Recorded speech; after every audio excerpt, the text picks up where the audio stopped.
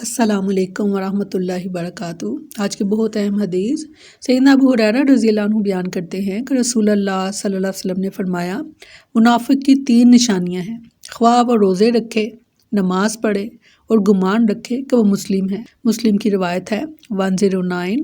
سیدنا عبداللہ بن عمر رضی اللہ عنہ بیان کرتے ہیں کہ رسول اللہ صلی اللہ علیہ وسلم نے فرمایا، 4 چیزیں ایسی ہیں جس شخص میں یہ ہوں وہ خالص منافق ہے، اور جس شخص میں ان خصلتوں میں سے کوئی ایک ہو، اس میں نفاق کی ایک خصلت ہوگی یہاں تک کہ وہ اسے چھوڑ دے۔ وہ یہ کہ جب اسے امانت دی جائے تو خیانت کرے، جب بات کرے تو جھوٹ کہے، جب عہد کرے تو اسے توڑ ڈالے، اور جب جھگڑے تو بد زبانی کرے۔ بخاری کی روایت ہے 34، مسلم کی 58۔ بہت اہم کیونکہ منافق کا جو انجام بتایا گیا آپ صلی اللہ علیہ وسلم نے ارشاد فرمایا کہ وہ منافق جو ہے وہ جہنم کے سب سے نچلے درجے میں ہوگا، یعنی سب سے زیادہ جو عذاب ہے وہ منافق کو دیا جائے گا، اس لیے کہ وہ دھوکہ دیتے۔